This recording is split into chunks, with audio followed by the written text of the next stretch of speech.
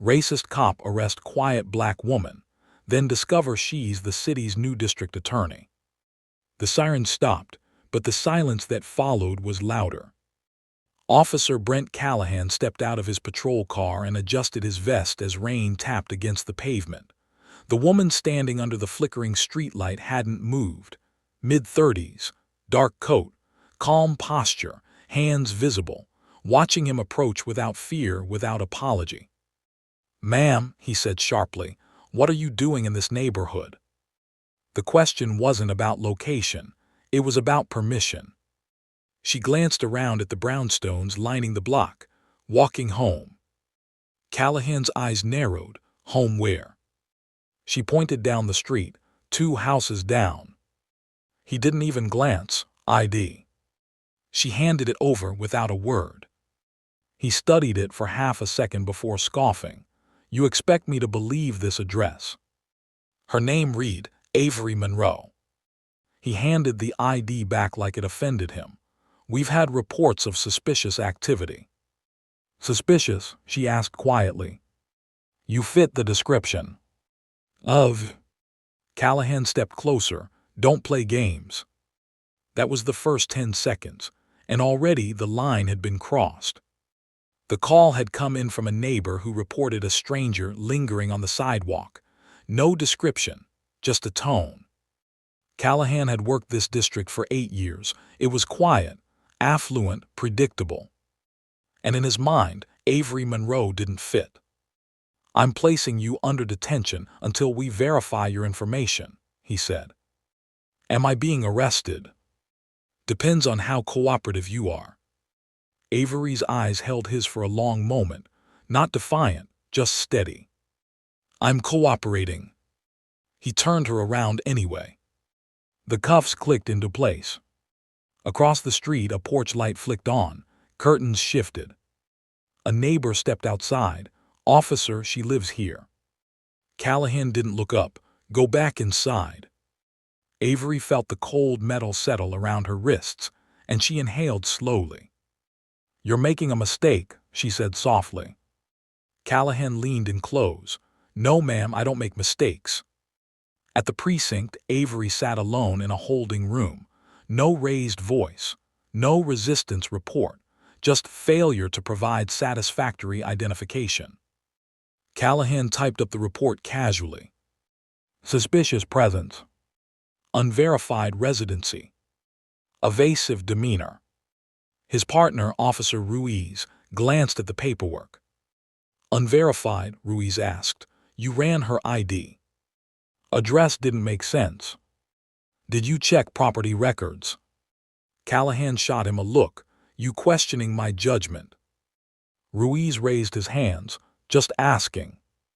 Before the conversation could escalate, the front desk phone rang. Then another. Then a third. The desk sergeant frowned. "Callahan," he said slowly, covering the receiver, "you arrest someone named Avery Monroe." Callahan didn't turn around. "Yeah." The sergeant's voice shifted. "You might want to come here." Callahan walked over, mildly annoyed.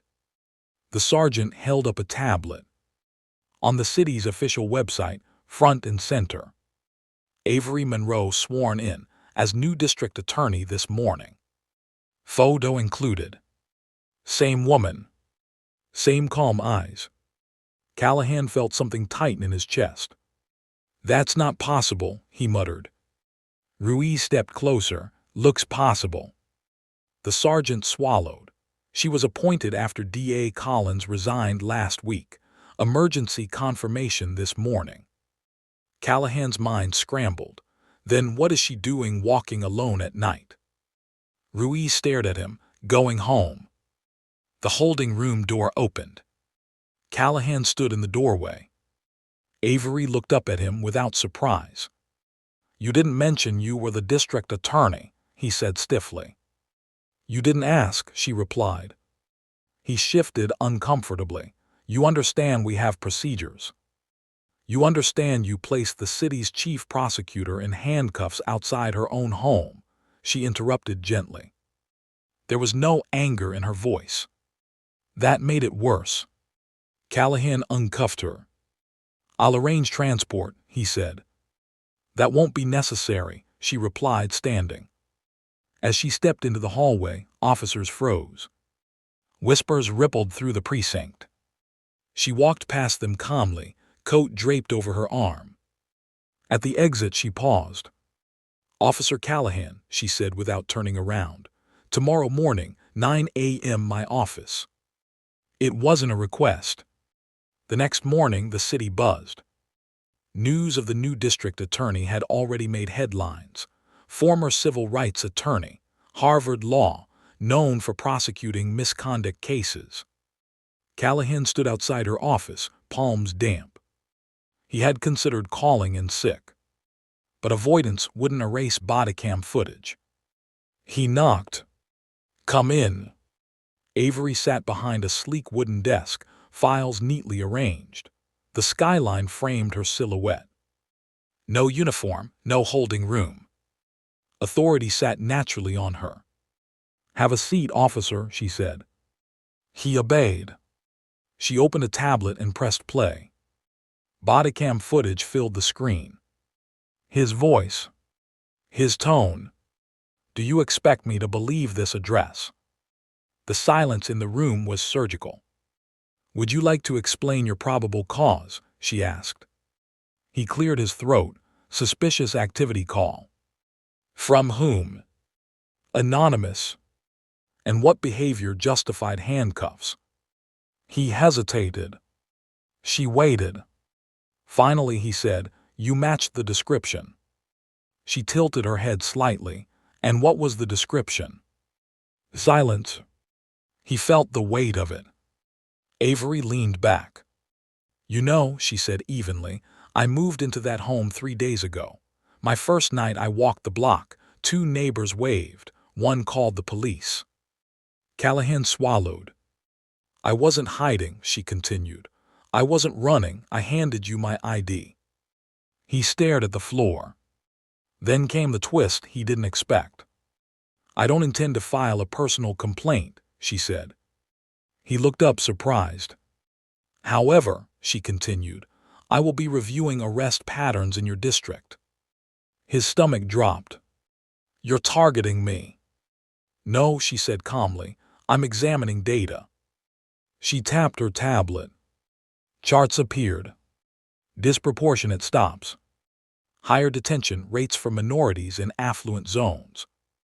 Officer Callahan's name appearing repeatedly. "This isn't about last night," she said softly.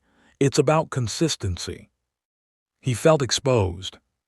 Within weeks, an internal audit began. The department insisted it was routine. But officers whispered. Callahan's past reports were scrutinized, minor charges dismissed, stops without clear justification. Ruiz avoided eye contact. Then came another twist. Avery called a press conference. Cameras flashed. She stood at the podium. "Public trust requires accountability," she said. "We are launching a review of discretionary stops within residential districts." She never mentioned his name. But everyone knew. Callahan watched from home. His phone buzzed constantly. Union rep captain, news alerts. He felt cornered. But the final twist wasn't public. It came privately. He received an envelope. Inside was a letter from Avery Monroe. Not legal threats. Not disciplinary notices. An invitation. Community Forum on Policing Reform. Panel speakers, community leaders, officers, prosecutors. His name listed among them. He stared at it. She wanted him on stage. The night of the forum, the auditorium filled quickly. Residents, activists, officers. Callahan stood backstage, heart pounding. Avery approached. "You didn't have to accept," she said. "You didn't have to invite me," he replied. She studied him for a moment. "I could have destroyed your career with 1 complaint," she said quietly.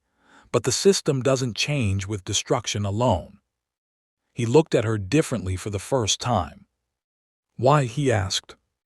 Because I've been underestimated my entire career, she replied, and I refuse to build justice on revenge. They stepped onto the stage together. Questions came fast. Why are minority residents stopped more often? What training exists for bias? Are officers held accountable? Callahan felt sweat gather at his collar. Then a woman in the audience stood. You arrested her, she said, pointing at Avery. Why should we trust you? The room held its breath. Callahan looked at Avery.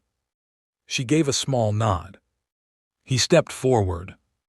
I made assumptions, he said, voice unsteady but honest, and assumptions lead to mistakes. A murmur spread. I thought I knew who belonged in certain neighborhoods, he continued. I was wrong. Silence. Then Avery spoke. Accountability isn't the end of someone's career, she said. It's the beginning of responsibility. Applause began slowly, then grew. Months later, policy changes rolled out. Mandatory bias training, revised detention guidelines, data transparency reports. Callahan remained on the force, but under review and mentorship. Some called it leniency. Others called it progress. But the real twist: Avery Monroe didn't just survive the arrest. She used it. She transformed it. The woman handcuffed outside her own home became the architect of reform. And the officer who believed he didn't make mistakes. He learned the cost of certainty. Because sometimes power isn't loud. Sometimes it stands quietly under a streetlight, hands visible, waiting for you to reveal who you are. And sometimes the person you try to diminish holds the authority to redefine your entire career.